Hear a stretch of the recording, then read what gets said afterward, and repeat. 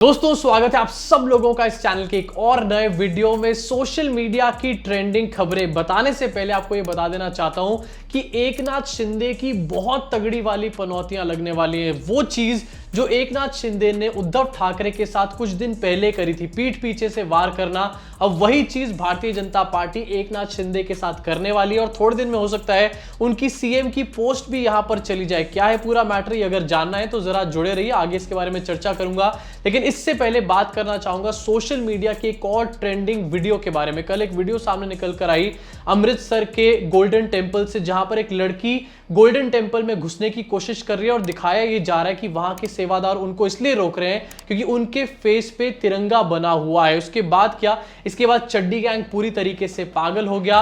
पागल होने के बाद फिर से सिखों को टारगेट करना शुरू कर दिया और ये कहना शुरू कर दिया कि भाई देखो इंडिया में रहकर किस तरीके की बातें यहां पर करी जा रही हैं। लेकिन थोड़ी देर में फ्लिप साइड एक और वीडियो सामने निकल कर आया जहां पर इस लड़की की सारी सच्चाइयां सामने आ गई। पता चल गया कि ये जो लड़की थी ये और कुछ नहीं बल्कि नाटक कर रही थी, ड्रामा कर रही थी। पहले भी एक बार घुसने की कोशिश कर चुकी थी। क्या है पूरा मैटर, इन दोनों वीडियोस को जरा एक बार देखिए और खुद समझिए, खुद जज करिए कि आखिरकार ये कौन कर रहा है, इसके पीछे किसका हाथ हो सकता है। फगवाड़े में हाँ जी सरदार जी, आपने गुड़िया में अंदर जाने से रोका, क्या कारण है? ये फ्लैश नहीं क्यों? नहीं इंडिया नहीं आए, ये पंजाब भाई सब इंडिया नहीं आए। हाँ करिए, रिकॉर्डिंग करिए। रिकॉर्डिंग से क्या था? नहीं मैं पूछो, इंडिया नहीं, ये गोल्डन टेम्पल है। आप हमारे पाकिस्तान पे आए हो या इंडिया में आए? इंडिया बकवास बात बोल रहे हो आप, तो बोल की बात कौन सी थी? और क्या इंडिया नहीं है, इंडिया नहीं है। बकवास की बात कौन सी है? आप ये गुस्सा क्यों कर रहे हैं बताओ भाई साहब, ये आप धार्मिक तरीके से बात करो। बकवास की बात कौन सी है? बकवास क्यों बोले? आप इंडिया में गलत क्यों कर रहे हैं? बकवास ਸਾਰੇ ਮਾਮਲੇ ਦੀ ਘੋਖ ਕਰਨ ਤੇ ਜੋ ਤੱਥ ਸਾਹਮਣੇ ਆਏ ਹਨ ਉਹ ਬੇहद ਚੌਂਕਾਉਣ ਵਾਲੇ ਹਨ। ਲੜਕੀ ਫਰਾਕ ਪਾ ਕੇ ਸ੍ਰੀ ਦਰਬਾਰ ਸਾਹਿਬ ਆਈ ਸੀ।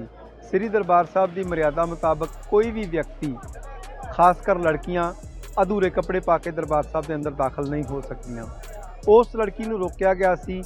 ਉਸ ਲੜਕੀ ਨੂੰ ਰੋਕਣ ਤੋਂ ਬਾਅਦ ਜਿਸ ਵਕਤ ਉਸ ਨੂੰ ਪੂਰੇ ਕੱਪੜੇ ਪਾਉਣ ਵਾਸਤੇ ਕਿਹਾ ਗਿਆ ਸੀ ਤਾਂ ਉਹ ਲੜਕੀ कुछ दूरी तो घूम के वापस आ गई। तो आंदियां उसने हाई वोल्टेज ड्रामा किया जिस विच उसने अपने दोनों वीडियोस, पहली वीडियो में आपको नजर आया होगा कि भाई तिरंगे की वजह से रोकने का काम किया जा रहा है, लेकिन दूसरी वीडियो में आपको समझ आया होगा कि ये लड़की जो है पहले भी घुसने की कोशिश कर चुकी थी और क्योंकि इसने एक स्कर्ट पहनी हुई थी इसलिए सेवादार ने यहां पर इस लड़की को गोल्डन टेंपल में घुसने नहीं दिया। वहां पर कुछ रूल्स हैं कि जो भी अंदर घुसता है उसको पूरी तरीके से अपनी बॉडी को कवर करके ही अंदर घुसना होता है। अब ये बात सुन के भी भक्त जो है काफी ज्यादा पागल हो जाएंगे, ये कहना शुरू कर देंगे देखो भाई सिख कितने खराब हैं, कितनी रिग्रेसिव सोच के लोग हैं।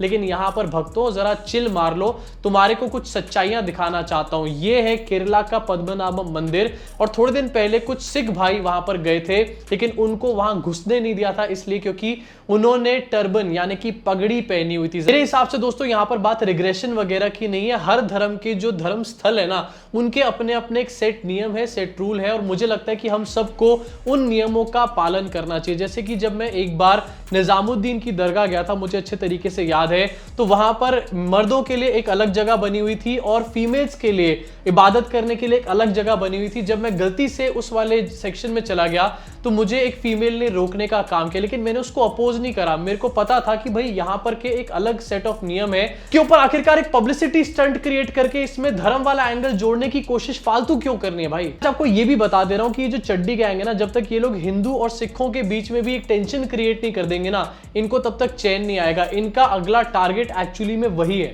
खैर ये अपने मंसूबे में कामयाब होंगे या नाकामयाब होंगे ये तो वक्त आने पर ही पता चलेगा, लेकिन अभी के लिए हम बढ़ते हैं अपनी अगली खबर की तरफ। और ये भी है सोशल मीडिया की एक ट्रेंडिंग वीडियो जहां पर कल अरविंद केजरीवाल का एक वीडियो सामने आया। उन्होंने एक स्टोरी सुनाने का काम किया दिल्ली की असेंबली के अंदर और ये स्टोरी थी चौथी पास राजा की स्टोरी। जी हाँ, चौथी पास राजा की स्टोरी सुनाई गई। जरा पहले इस वीडियो को देखिए, उसके बाद आपको दिखाऊंगा कि भक्तों को बिना कुछ बोले कैसे एकदम से मिर्चें लग गई। इसके बाद कहानी का शीर्षक है चौथी पास राजा। मेरी कहानी में रानी नहीं है,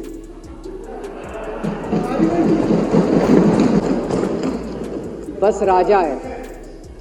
एक बहुत गरीब परिवार में एक बच्चे का जन्म हुआ। बेटा धीरे धीरे बड़ा होने लगा। स्कूल गांव का स्कूल था, स्कूल जाता था। उसका पढ़ने वढ़ने में मन नहीं लगता था। तो चौथी के बाद उसने किसी तरह से चौथी करी, चौथी के बाद उसने स्कूल छोड़ दिया। गांव के पास एक रेलवे स्टेशन था, तो घर का खर्चा चलाने के लिए वो लड़का वहां स्टेशन पे चाय बेचता था। लड़के को भाषण देने का बड़ा शौक था, सारे गांव के लड़कों को इकट्ठा कर लेता, सामने वो खाट डाल लेता, उस पर चढ़ जाता और भाषण देता। धीरे धीरे आसपास के गांव के लड़के भी इकट्ठे हो गए, जिस भी चीज में भाषण देता, एक बार शुरू हो जाता तो बंद ही नहीं होता। फिर धीरे धीरे राजा को ये बुरा लगने लगा, यार ये मेरे को चौथी पास कहते हैं, तो उसने एक फर्जी डिग्री बनवा ली। चौथी पास राजा, भाई इतनी बुरी तरीके से यहां पर चाय वाले चेचा की बेइज्जती रिसेंटली किसी ने भी नहीं करी होगी जो अरविंद केजरीवाल ने करी है। ये देखने और सुनने के बाद भक्त मंडली पूरी तरीके से पागल हुई। अरविंद केजरीवाल ने किसी का नाम नहीं लिया, लेकिन भक्तों ने मोदी का नाम लेना शुरू कर दिया। और भाई कहीं ना कहीं इस बात को भी खुद ही एस्टैब्लिश कर दिया कि नरेंद्र मोदी चौथी पास है। सिर्फ मैं आपको दिखाना चाहूंगा, नूपुर जे शर्मा जो कि ओपी इंडिया की मालकीन है, उन्होंने आखिरकार इसके बाद क्या ट्वीट किया। उन्होंने लिखा कि डियर दिल्ली बीजेपी एमएलएज, डूब कर मर जाओ, मतलब सीधा डूब के मर जाओ। That low level tug kept abusing PM Modi, spreading lies after lies, and you kept quiet like rats with your tail between your legs. थू।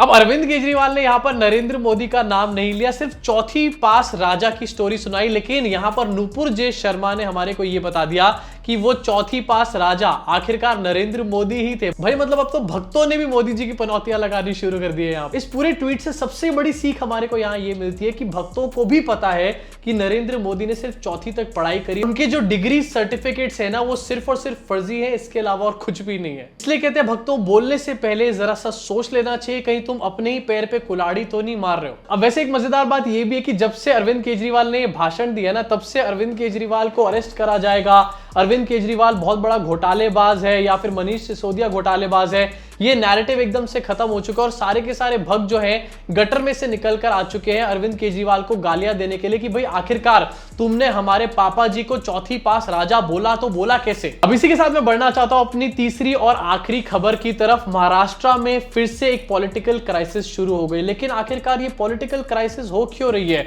भारतीय जनता पार्टी ने तो कई महीने पहले अपनी सरकार यहां पर बनाई ही ली थी एमएलएस खरीद के, तो आखिरकार अब ये पॉलिटिकल क्राइसिस देखने को क्यों मिल रहा है? इसलिए देखने को मिल रहा है क्योंकि अब बीजेपी एकनाथ शिंदे को भी लात मार के साइड करना चाहती है, और हो सकता है ऐसा कि एकनाथ शिंदे को बाहर निकाल दिया जाए और उनके एमएलएस को अपने ही साथ रख दिया जाए और शिवसेना पार्टी के ऊपर भारतीय जनता पार्टी बहुत बड़ा कब्जा कर ले। हुआ क्या है यहाँ पर, रिसेंटली पता चला है कि एनसीपी में एक क्राइसिस देखने को मिल रही है, ठीक वैसे ही जैसे कि शिवसेना में भी कुछ महीनों पहले देखने को मिली थी। और यह पता चला है कि 53 में से 34 एमएलएस जो हैं वो अजीत पवार को बैक कर रहे हैं इस पूरी क्राइसिस के अंदर। अब इसके साथ अटकलें इस बात की भी लग रही है कि अजीत पवार जो है वो पार्टी को तोड़कर अपनी और भारतीय जनता पार्टी को समर्थन दे सकते हैं। वैसे तो एकनाथ शिंदे ने इसके ऊपर रिएक्शन दिया है, क्या बोला है जरा देख लेते हैं। Will be happy to welcome Ajit Pawar if he joins Bharatiya Janata party. Eknath Shinde ने कहा है, भाई एकनाथ शिंदे जी ये तुम्हारे ही पिछवाड़े पर लात मारने आ रहा है, ज्यादा खुश मत हो। यहाँ पर एकनाथ शिंदे के पास इस टाइम पर लगभग 40 एमएलएस है और यहाँ पर दिखाया जा रहा है कि अजीत पवार के पास 34 एमएलएस का सपोर्ट है। महाराष्ट्र से कुछ सूत्र यहाँ पर यह भी बता रहे हैं कि हो सकता है एकनाथ शिंदे को बाहर निकाल दिया जाए और उनके मेजोरिटी एमएलएस को अपने पास रख लिया जाए। अब ऐसे में होगा ये कि अजीत पवार के सपोर्ट वाले एमएलएस, उसके बाद एकनाथ शिंदे के गुट से टूटे हुए कुछ एमएलएस और बीजेपी के अपने एमएलएस मिलाकर के भारतीय जनता पार्टी अपनी सरकार बना लेगी और हो सकता है देवेंद्र फडणवीस को यहां पर सीएम बना दिया जाए। यहां पर मुझे तो ऐसा लग रहा है कि इस खेल के पीछे देवेंद्र फडणवीस है, उनकी पुरानी इच्छा जो है सीएम बनने की। आपको याद है ना, आधी रात को पहुंच गए थे ओथ लेने के लिए, उसके बाद एक दिन के अंदर ही इनकी पनौतियां लग गई थी। अब यार एकनाथ शिंदे के रहते तो देवेंद्र फडणवीस कभी सीएम बनने वाले थे नहीं, इसलिए मुझे लग रहा है कि देवेंद्र फडणवीस यहां पर एक खेल रच रहे हैं और एनसीपी को तोड़ के उनके एमएलएस को अपनी तरफ ला रहे हैं, जिससे कि एकनाथ शिंदे को लात मार के यहां से भगाया जा सके। भाई एकनाथ शिंदे से मैं सिर्फ इतना ही कहना चाहता हूं कि और करो मोदी जी की चमचागिरी, और करो मोदी जी की अंधभक्ति। थोड़े दिन पहले जब राहुल गांधी ने नरेंद्र मोदी वाला स्टेटमेंट दिया था और सावरकर वाला स्टेटमेंट दिया था, तो उसके ऊपर एकनाथ शिंदे मोदी जी की ऐसे वफादारी कर रहे थे जैसे पता नहीं भाई मोदी जी से सबसे पहले यही जुड़े हुए हो, इनसे बड़ा अंधभक्त और कोई हो ही ना। यहां पर लग गई ना पनौतियां। अब आपके हिसाब से महाराष्ट्र के अंदर क्या होगा ये आप मुझे बताओ कमेंट सेक्शन सेक्शन में। साथ ही बाकी दो खबरों के ऊपर आपका क्या रिएक्शन है ये भी मुझे बताओ नीचे कमेंट सेक्शन में। कमेंट सेक्शन खुला है, भड़ास अपनी पूरी तरीके से निकाल डालो। अगर वीडियो पसंद आई हो तो लाइक का बटन दबा के, सब्सक्राइब का बटन दबा के, बेल आइकन को जरूर दबाओ, जिससे कि अगली इसी तरीके की वीडियो आप तक पहुंच पाए बिना किसी देरी के। मैं आपसे मुलाकात करूंगा इस चैनल के अगले वीडियो में।